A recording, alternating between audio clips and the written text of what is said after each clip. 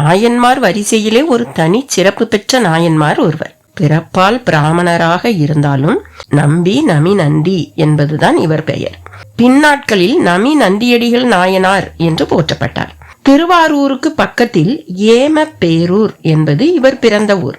மிகச் சிறந்த சிவபக்தர். தினந்தோறும் சிவாலயத்தில் அனைத்து சன்னதிகளுக்கும் சென்று நெய் தீபம் ஏற்றி வழிபடுவதை ஒரு கடமையாகவே வைத்திருந்தார். இதற்காகவே இவரது இல்லத்தில் பசுக்களையும் வளர்த்து வந்தார்.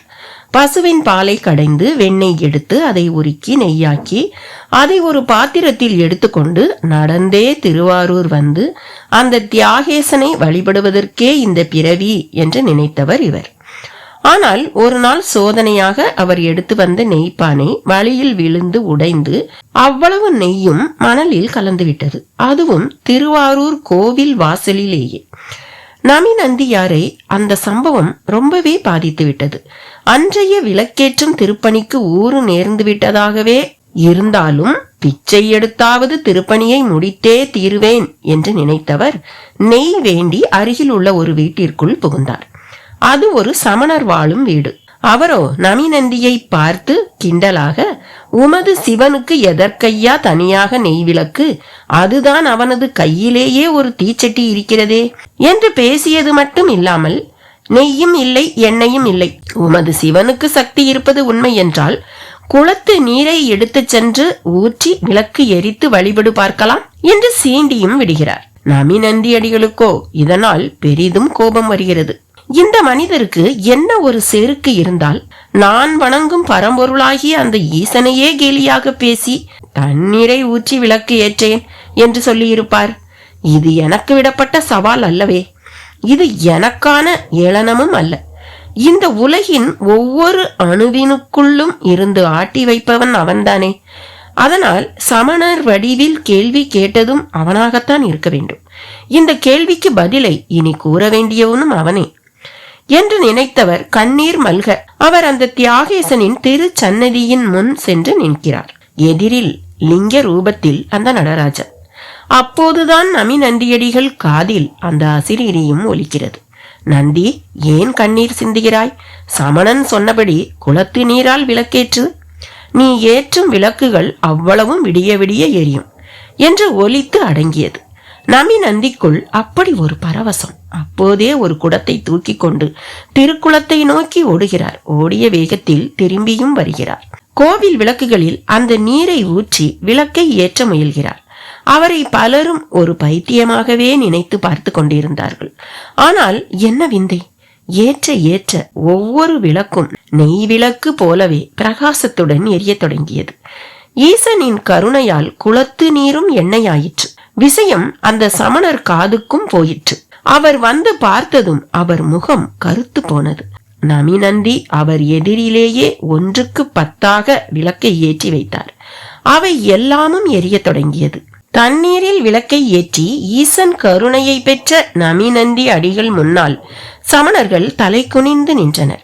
திருவாரூரே நந்தியடிகளின் பக்தி சிறப்பை கண்டு சிலிர்த்து போய் அவரது காலில் விழுந்து எழுந்தது. இறைவனின் பெரும் கருணை நிமித்தம் நடைபெற்ற இந்த அருள் செயலால் நமி நந்தியடிகளுக்குள்ளும் தான் ஒரு தலை சிறந்த சிவபக்தன் என்கிற எண்ணம் ஏற்பட்டதுதான் பெரும் கொடுமை.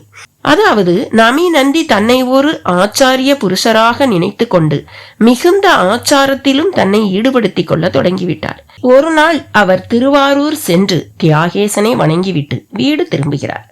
நேராக வீட்டினுள் நுழையாமல் மனைவியை அழைத்து குளிப்பதற்கு குளிர்ந்த நீரினை கொண்டு வந்து வைக்க சொல்கிறார். மனைவியோ, கோவிலுக்கு போகும்போதுதானே எல்லோரும் குளிப்பார்கள், போய் வந்த பிறகுமா என்று கேட்க, கோவிலுக்குள் யார் யாரோ வருகின்றனர் போகின்றனர். நானோ ஆச்சாரம் தவற விரும்பாத ஒரு சிவனடிமை. நான் ஆச்சாரம் கருதி குளிக்க விரும்புகிறேன் என்றார். நமி நந்தியடிகள் குளிக்க விரும்பியதை ஒரு ஆச்சாரமாக சொன்னது அவர் மனைவியை கொஞ்சம் சலனப்படுத்துகிறது. இருந்தாலும் அவள் கணவன் பேச்சுக்கு மறு பேச்சு பேசி அறியாதவள். எனவே தண்ணீர் கொண்டு வந்து வைக்கிறாள். நமி நந்தி அடிகளும் குளித்து முடித்து பின் திருநீரு பூசிய பிறகே வீட்டிற்குள் நுழைகிறார். இது என்ன புது பழக்கம் என்று அவர் மனைவி மீண்டும் கேட்க, கோவிலுக்கு யார் யாரெல்லாமோ வருகிறார்கள், அவர்களால் தீட்டுப்படலாம் அல்லவா என்று கேட்கிறார். அந்த பதிலில் அவர் மனைவிக்கு ஒப்புதல் இல்லை. தீட்டுப்படுதல், ஆச்சார அனுஷ்டானங்கள் எல்லாம் ஊருக்கே உதாரண புருஷர்களாக திகழ வேண்டிய கட்டாயத்தில் இருக்கும் மடாதிபதிகளுக்குத்தான். நீங்களோ பல்லாயிரம் சிவனடியார்களில் ஒருவர். ஆனால் உங்கள் செயலோ மடாதிபதி ஒருவரின் செயலை போல் இருக்கிறதே என்று கேட்க, நமி நந்தி அடிகள் கோபித்துக் கொண்டு வீட்டை விட்டு வெளியேறுகிறார். அவர் மனைவியும் பின்தொடர்ந்து சென்று சமாதானம் செய்து பார்க்கிறார். நான் தவறாக எதுவும் சொல்லிவிடவில்லையே, அதை புரிந்து கொள்ளுங்கள் என்று எவ்வளவோ சொல்லி பார்க்கிறார். இல்லை இல்லை, நீ என்னை சாதாரண சிவனடியார்களின் பட்டியலில் வைத்து பார்க்கிறாய். எந்த சிவனடியார் தண்ணீரால் விளக்கரித்திருக்கிறார்? நான் இறைவனின் கருணையை குறைவின்றி பெற்றவன், மடாதிபதிகளை விட மேலானவன் என்று சொன்னவர் ஒரு கோயில் கல் மண்டபத்தில் போய் படுக்கிறார். அவர் மனைவியும் அவர் அருகிலேயே அமர்ந்து கொள்கிறார். இறைவனும் இதை பார்த்தபடியேதான் இருக்கிறார்.